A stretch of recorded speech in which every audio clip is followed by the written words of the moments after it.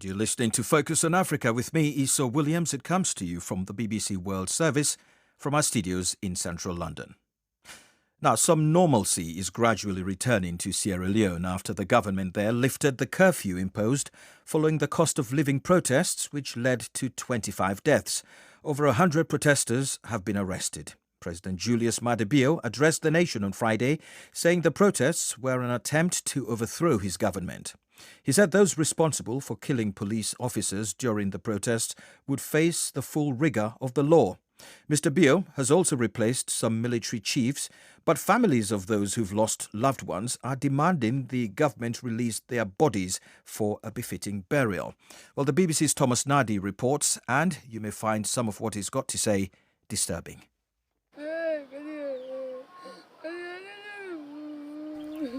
A mother struggling to come to terms with her loss. Maria Cisse lost her 16-year-old daughter during Wednesday's violent protests. She was hit by a stray bullet at home. I'm very sad and hurt. I have struggled to take care of my daughter to this stage, and now she is dead. I feel a lot of pain. The bullet first scratched the stomach of an elderly woman who managed to survive and then hit 16-year-old Khadija Ba, killing her instantly. The bodies of the 25 who died are deposited at the central morgue. Abdul Ba, father of the deceased, had come here to claim her body, but was denied. Very promising picking Andy. Today I don't so suffer.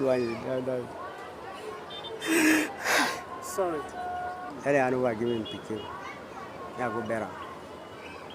And all anybody who kill you picking at the house, now you house.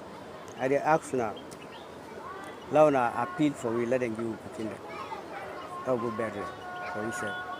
The police opened fire on protesters who said they were angry at the rising cost of living and alleged human rights abuses. I'm at a residential area in Freetown, and I've just come to a house where one of the bullets that was fired at protesters penetrated a heavy metal door and created a very big hole.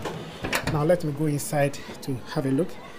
And it went through this heavy metal door and then went out through the glass window. The occupant of this room, who was around at that time, was very lucky to have escaped. So after the incident, they were able to recover the bullet, and I have it in my hand. It's very small, but it's caused considerable damage to the door and the window. It's just evidence that security forces used live bullets on protesters. What we had on Wednesday was a very unfortunate situation, and Valnora Edwin is a good governance and human rights campaigner. There has been challenges with the police response over time, and we have been advocating for what we have called community policing and working more effectively on early warning signals. So your response should also be commensurate to the threat that you're having. And so we're very concerned that even if the protesters became rioters, but using live ammunition was a bit extreme under the circumstances, which we feel is very unfortunate. And that's the Sierra Leone governance campaigner Valnora Edwin, ending that report by the BBC's Thomas Nardi. Well, last week's conflagration has drawn the attention of the international community, including the regional body ECOWAS. The current chair, Guinea-Bissau President Umaru Sissoko Mbalo, flew into Freetown this morning and has met the government. Well, afterwards, he read out a statement.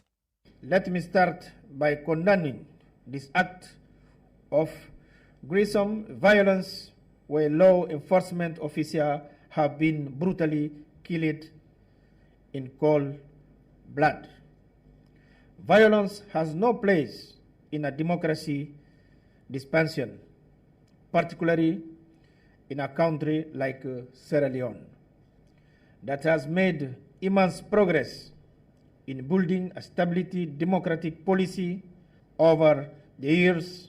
As a chairman of the ECOWAS authority, I am equally pleased that the President has launched an investigation into the event of the 10th August, which is in line with the ECOWAS position. I want to encourage the President to continue to engage with the various stakeholders in the coming days, including getting the Peace Commission to undertake strategic engagement with youth and opposition parties in the various parts of the country. The President also informed me that he will be meeting with the traditional chiefs, religious leaders, civil society, and the political party leaders. And that's Umaru Sissoko Embalo, who's the president of Guinea-Bissau and current chair of ECOWAS. And our reporter, Umaru Fofana, is in the Sierra Leonean capital. He's on the line into the Focus studio in London now. Good evening, Umaru. Just a practical question, really. So the government on this program, in the person of the president, Mr. Bio, said that he blamed elements within the opposition for being behind this latest bout of violence. The opposition also on this program have said they've got nothing to do with it. What is the purpose then of ECOWAS? What can they do? Hi, Esau. Well, there is a lot many here believe that ECOWAS can do in this circumstance, not least because there is hardly anything called dialogue that is happening in Sierra Leone today between the parties. I mean, both in terms of the president and the opposition parties, generally speaking. But since this incident happened, we have not heard of any meeting that the president has called with the opposition, despite the accusation that they were involved, one which, like you rightly said, they have vehemently denied. In the last half an hour, I have called the interim chairman of the All People's Congress Party, that's the main opposition party, to find out whether, in fact, they also met with the ECOWAS chairman. And he said no. He said that the Speaker of the ECOWAS Parliament, who is a Sierra Leonean, had called him that they would be meeting today, but that they called him later on to say that the meeting had been rescheduled. And that's up to when I spoke to him half an hour ago, the meeting hadn't happened. And he expressed what he called disappointment that the meeting had not happened for them to have been able to present their own side and vehemently deny and clarify that they had had nothing to do with the events of last week. So what happens next? It's not clear, but it seems different parties and different groups are meeting. The Interreligious Council met today. And again, a short while ago, I spoke to the head of that Interreligious Council, the Catholic Archbishop, Edward Tamba Charles. He said that yes, they had met and that they were planning to also meet on Thursday with the government as well as with all political parties and all stakeholders involved to be able to calm down the nerves. Because as it stands now, there is tension here virtually every day with all sorts of things being said by various people on social media and all of that. So people here believe that the way to go would be for dialogue to happen, which the Interreligious Council, who were very much pivotal in holding meetings during the country's civil war in the 1990s, the hope is that they will also intervene this time around and hold a meeting of all the political leaders and all interest groups.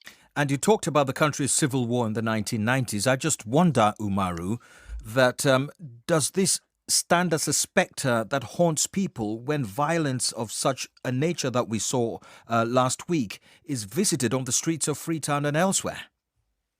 Oh, absolutely, so it does. I mean, it is something which has been also talked about by various people, different people here, saying that the scenes conjured up memories of the 1990s at the height of the country's civil war.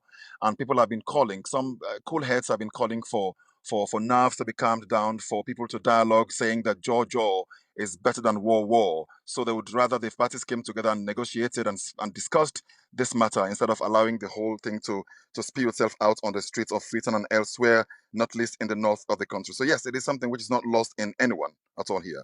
And in the interim, Umaru, there's been repercussions both in Freetown and the northern town of Makeni. Tell us a bit more about what's been going on. I mean, apparently in Freetown, we're hearing of arrests, plus a major market has been destroyed.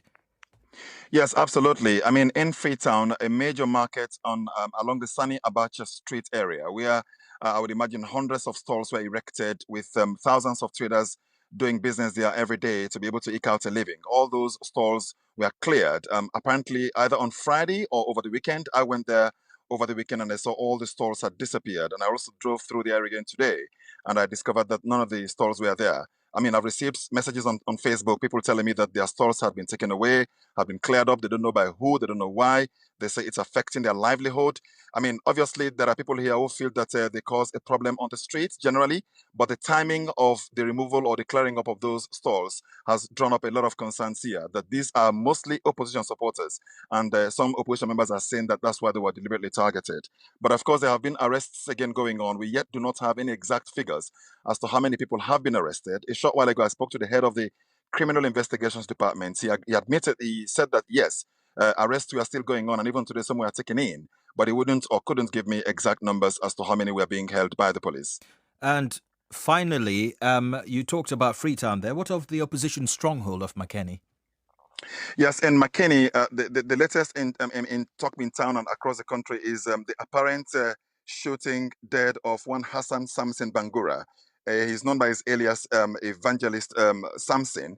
Apparently, yesterday, some eyewitnesses have told me that a truckload of, rather, a van with military men went to an area in McKinney where they met some young people sitting down and having a chat, and then they got off the van, which led to these young people running helter-skelter, and then they opened fire and they shot this man, this Evangelist Samson.